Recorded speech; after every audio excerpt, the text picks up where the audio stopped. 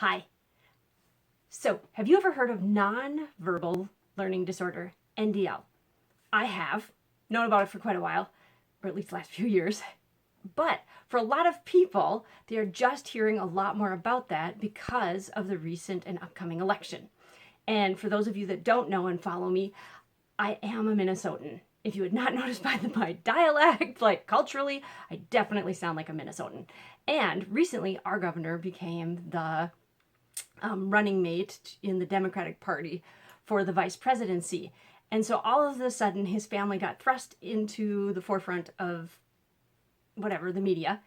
And it turns out his son has NDL. And so now a lot of people are having conversations about this. So I wanted to get in that conversation, and I also wanted to share with you. So a little bit more you should know about NDL. Just a quick thing.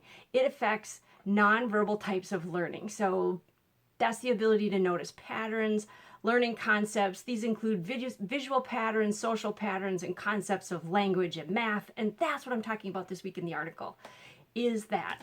And really, I have an amazing example. It's not in the article, so this is a on YouTube only moment.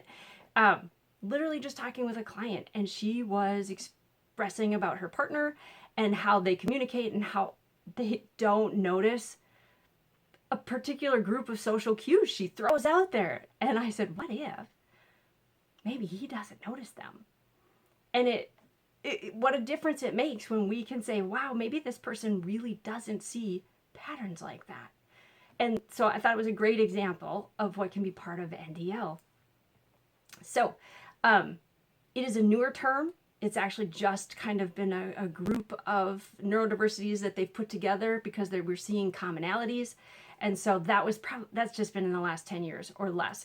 And it's just getting used a little bit more. So 5 key signs: visual and spatial awareness, a little off on that, high order comprehension. These are areas of weakness: social communication, math concepts, and executive function. Well, heck, they're under the neurodiversity spectrum, so of course there's executive function involved in that one.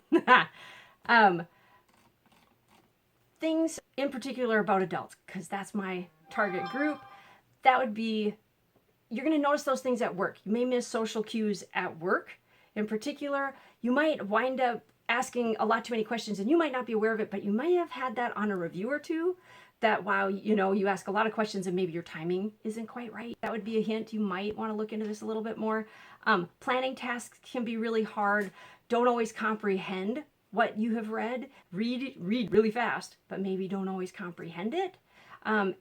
Missing deadlines actually was one of the things that can be there. Top tools.